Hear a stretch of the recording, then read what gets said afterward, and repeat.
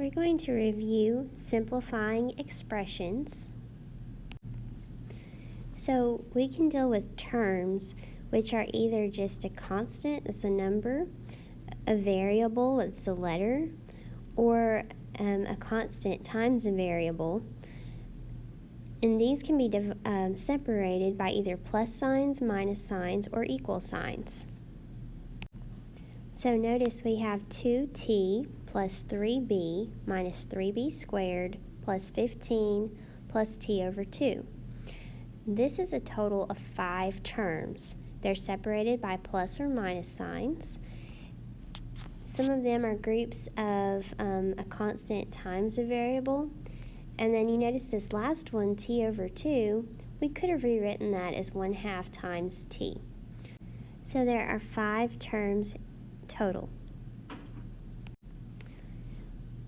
If we have terms that have the same variables raised to the same exponents, then they're called like terms. If you look in this expression we were given to start with, we had two terms that have b, but they're raised to different exponents.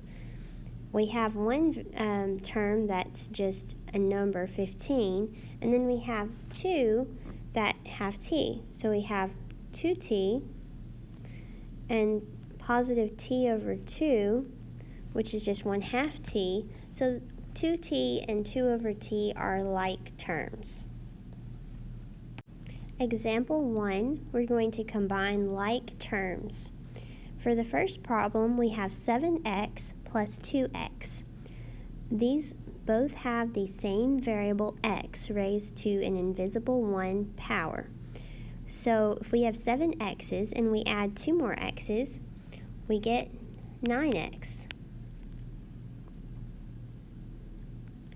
Our next problem, we have 4y squared plus 3y squared minus 8y. In this problem, we have two like terms, 4y squared plus 3y squared.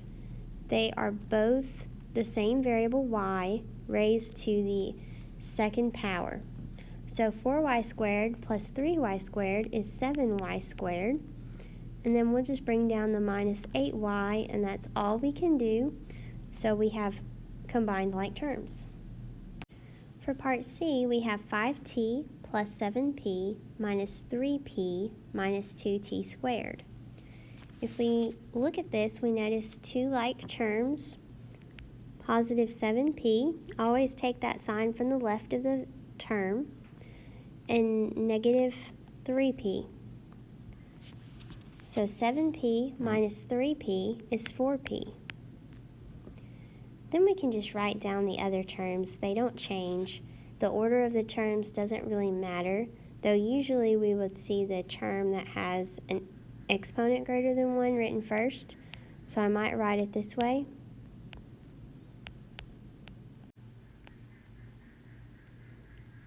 Or we might write the power that's greater than 1 first, so this exponent of 2, so we have negative 2t squared, followed by 5t plus 4p. Or I could have written it in a different order. I could have started with 5t and wrote plus 4p minus 2t squared. The big thing I want you to recognize is that the order of these does not really matter, but you must keep the sign to the left of the term with it, no matter what order it's written in. D part, 4m plus 9n minus 2. We look to see if we have any like terms, and we don't. There are no like terms. So we might note that there are no like terms, or we could say that it is simplified. There's nothing else that we can do with this. Example 2, we're going to simplify, and this problem involves distributive property.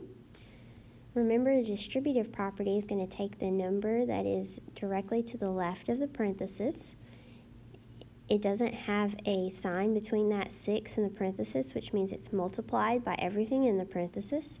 So we're going to distribute or multiply that 6 by each term in the parenthesis. So we'll start by multiplying 6 times y, which is just 6y. 6 times positive 8 is positive 48. And then we bring down the minus 5y. And then we just go through and combine like terms.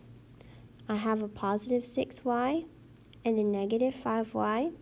So 6y minus 5y will be 1y, which we can just write as 1.